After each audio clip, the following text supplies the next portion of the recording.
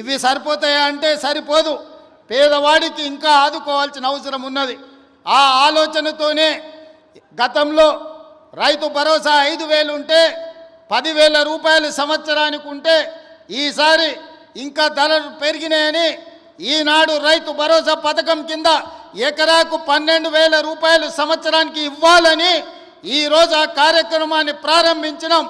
ప్రతి సంవత్సరం దాదాపుగా 20,000 కోట్ల రూపాయలు ఈనాడు రైతు భరోసా పథకం కింద ప్రతి ఎకరాకు 12,000 రూపాయలు ఇవ్వాలని ఆ పథకాన్ని ఈరోజు తెలంగాణ రాష్ట్రంలో ఉండే దాదాపుగా 70 లక్షల మంది రైతులకు కొడంగల్ శాసనసభ నియోజకవర్గం చంద్రవంచ నుంచి ఈరోజు ఆ కార్యక్రమాన్ని ప్రారంభించుకున్నాం.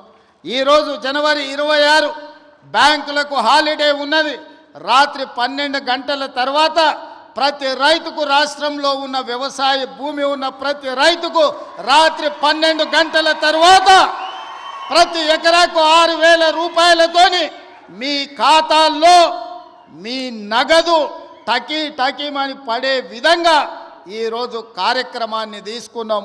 ఇంత గొప్ప కార్యక్రమం, ఈ రాష్ట్రంలో ఉండే లక్షలాది మంది రైతాంగ కుటుంబాలను ఆదుకోవాలన్న కార్యక్రమం ఇవాళ కొడంగల్ శాసనసభ నియోజకవర్గం చంద్రవంచ గ్రామం నుంచి ప్రారంభించుకోవడం మనందరికీ సంతోషం.